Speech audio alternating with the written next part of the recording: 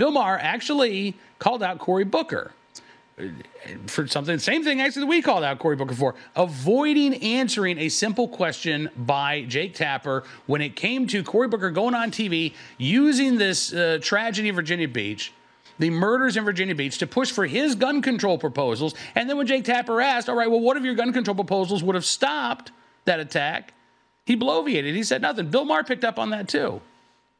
Jake Tapper asked him a couple of times, what in your plan would have stopped the massacre that we had last week at Virginia Beach?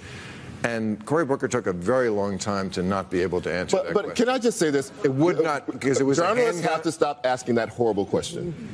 What? That is a horrible question, because what we're doing is picking out one incident out of 30,000 deaths per year and saying, how could you solve this one thing? That is not the objective of gun control. The objective of gun control is to reduce capacity to kill people who should not be killed. And once you reframe it that way, maybe the proposal I have today will not solve that problem, but it cuts into this massive number of people that we're losing to gun violence.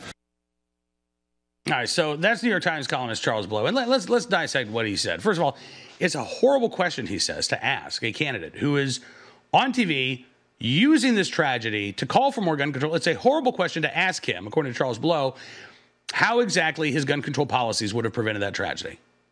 I don't think it's a horrible question. I think it's a very fair question, and one, frankly, that most of these candidates will never get asked, and that's because most of the media doesn't want to put them in the spot that Cory Booker found himself in, unable to articulate exactly how it would be that any of his gun control policies would have prevented that attack. So instead, he blew it in and said, no, well, listen, it's about something else. Now, if we want to talk about these other crimes, and by the way, the 30,000 deaths that Charles Blow references, about 2/3 of those are suicides. And it's true that gun-related suicides have increased over the past few years. It's also true that non-firearm-related suicides have increased at an even greater rate over the last couple of years. So to me, that's actually a conversation about mental health.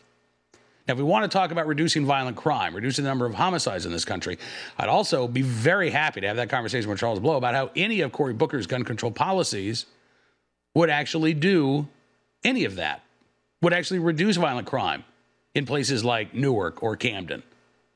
In fact, these policies, again, are aimed squarely and solely at legal, law-abiding gun owners when we know that the preponderance of violent crime in any given community is really driven by a handful of individuals who are somewhere between 50 and 75% more likely to be both the victim and the perpetrator of a homicide.